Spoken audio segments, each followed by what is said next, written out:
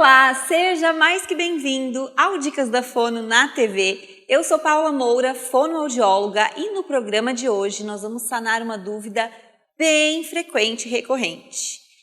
Quantas sessões são necessárias no tratamento fonoaudiológico? Durante quanto tempo eu vou precisar fazer fono para trabalhar a minha comunicação? Em que momento é possível perceber que já está na hora de dar alta? Nós vamos conversar sobre todas essas questões no programa de hoje, então, seja você uma pessoa que precisa melhorar algum aspecto da sua comunicação ou da comunicação da sua criança, com certeza você vai se beneficiar do que nós falaremos aqui hoje. Fica aqui comigo até o final.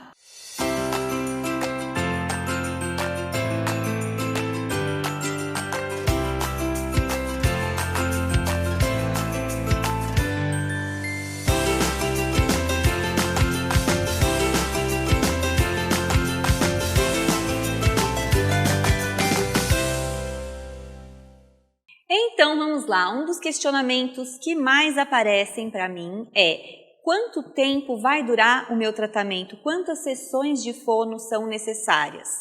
E a verdade é que a resposta depende de uma série de fatores. Por exemplo, qual é o diagnóstico? Qual é o grau de alteração que esse paciente apresenta? Quantas vezes por semana será possível ele fazer fono? Qual vai ser a adesão do paciente ou da família, ou seja, o quanto esse paciente vai seguir as orientações da fono nos outros dias em que as sessões não acontecem, né? No dia a dia, em casa. Então, são esses fatores que interferem no tempo do tratamento.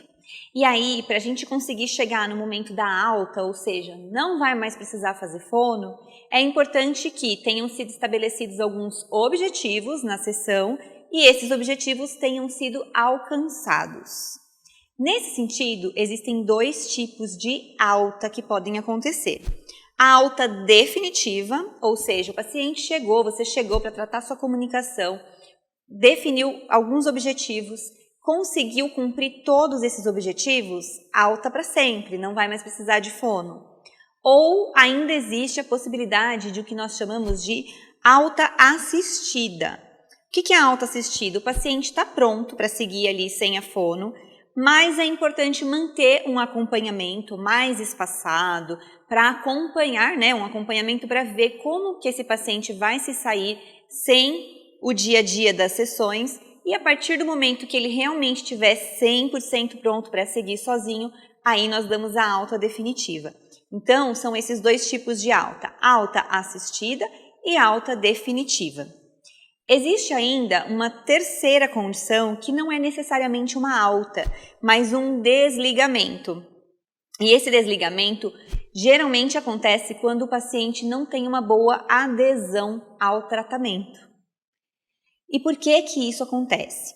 Porque para que o sucesso do tratamento aconteça, para que o paciente consiga colher bons resultados, é importante ter, além de um bom profissional, também o paciente dedicado.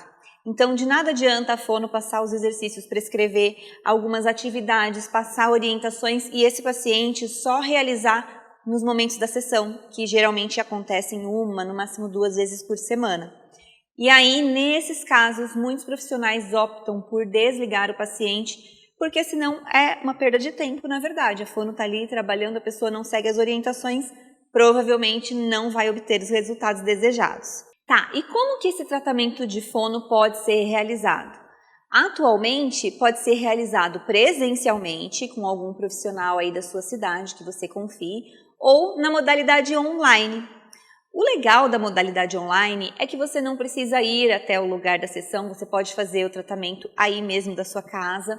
Então não tem esse tempo de deslocamento até o lugar da sessão, você faz no conforto da sua casa. Os horários também acabam sendo mais flexíveis, porque geralmente o atendimento presencial funciona no horário comercial.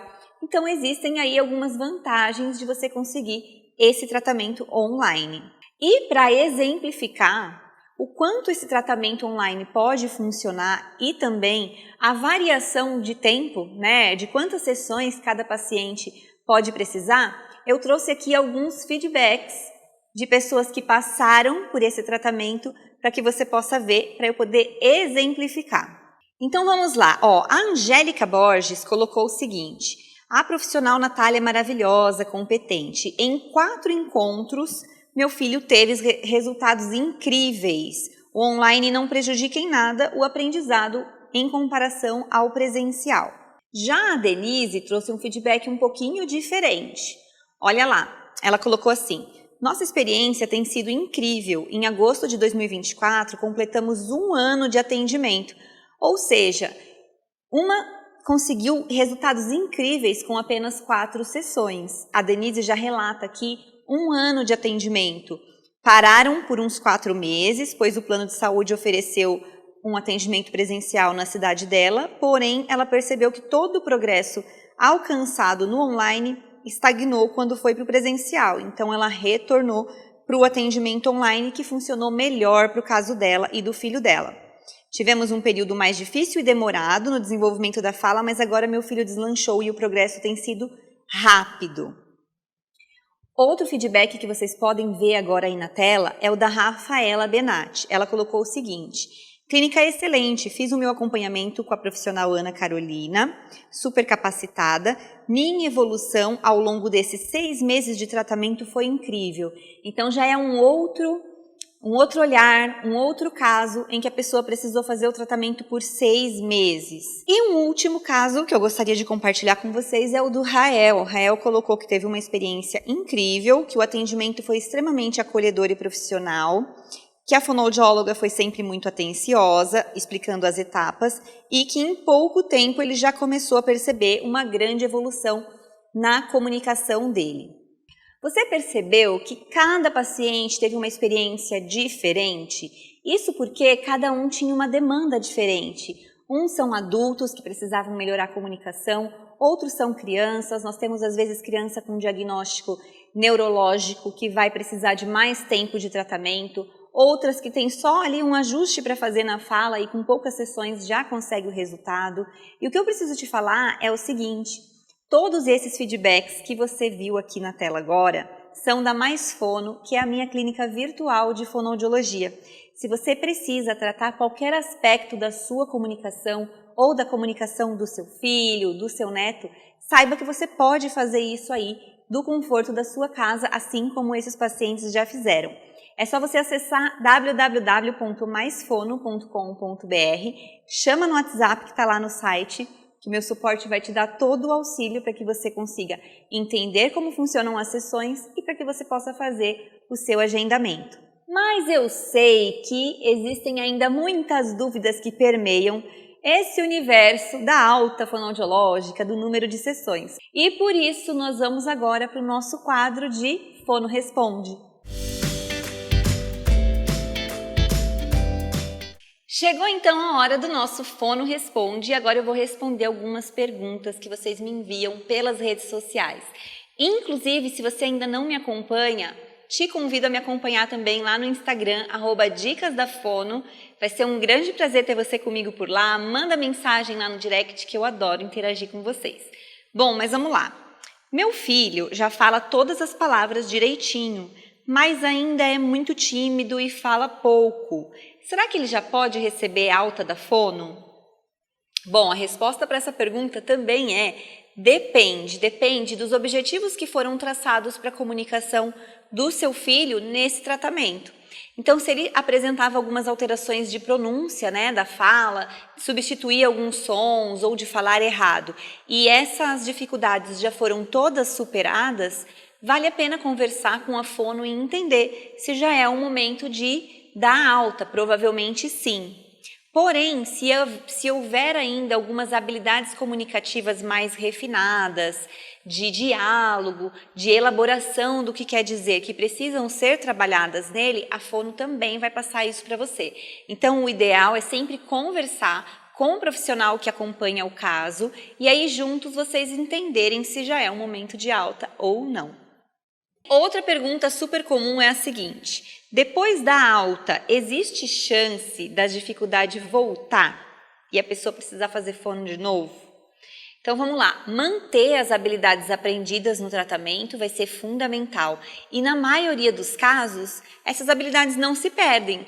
Então, por exemplo, se você tem uma dificuldade para pronunciar determinado som e você foi na fono e conseguiu pronunciar esse som corretamente, muito provavelmente você não vai ter mais dificuldade com ele, não vai precisar voltar. Se você trabalhou aspectos da sua oratória, treinou e conseguiu desenvolver essas habilidades, provavelmente não precisa voltar também. Mas existem casos e casos.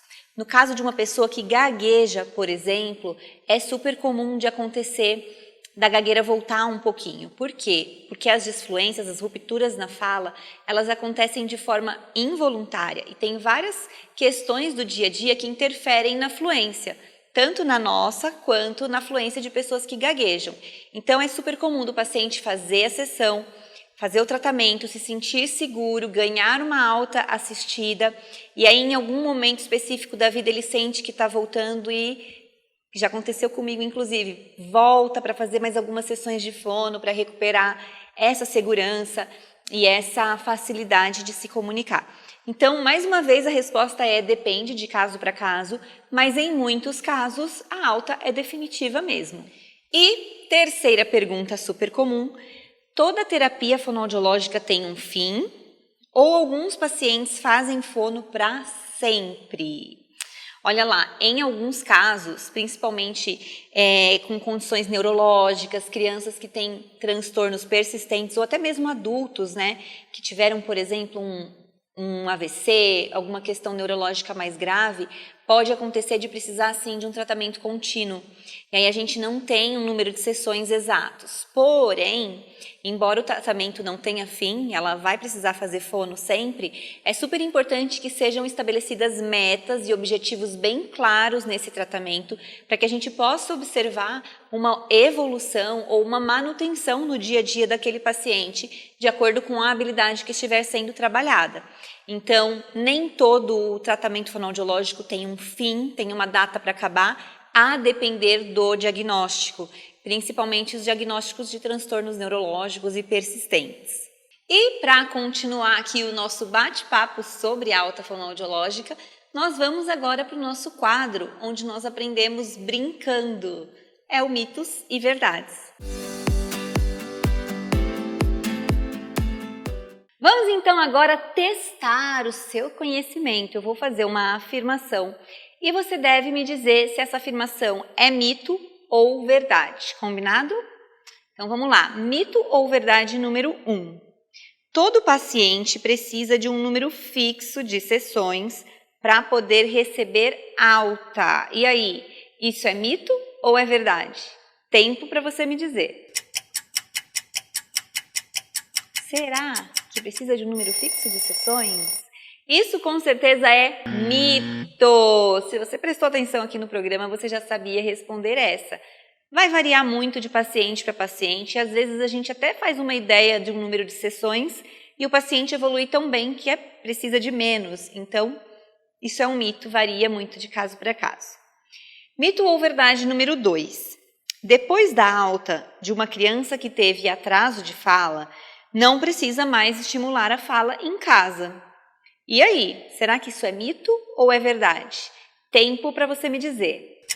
Uma criança que fez o tratamento de fala, se ela já superou o atraso, não precisa mais estimular?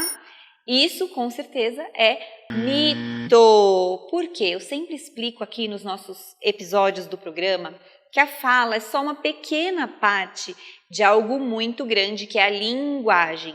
Então, para que a criança aprimore cada vez mais essa fala, mesmo que ela tenha superado um atraso, que ela já tenha começado a falar, ela precisa desenvolver vocabulário, ela precisa organizar essas palavras dentro de uma frase, para poder comunicar algo, para poder dialogar com as pessoas. Então, com certeza, isso é um mito. Estimular a fala vai ser importante durante toda a infância dessa criança. Não só a repetição de palavras, mas a organização do discurso. E agora, mito ou verdade número 3, alguns pacientes podem precisar de acompanhamento com a fono ao longo de toda a vida. E aí, mito ou verdade? Tempo para você responder. Essa eu já cheguei a comentar aqui no programa com vocês. Isso com certeza é verdade. A depender do diagnóstico, principalmente nos casos neurológicos, Pode ser que a pessoa precise sim de acompanhamento com a fono e até com outros profissionais no decorrer de toda a vida. E aí, você conseguiu adivinhar todas? Se não conseguiu, não tem problema, o importante é aprender. E aqui aprendemos brincando, certo? E como sempre, para encerrar aqui o nosso programa, eu trago uma dica prática.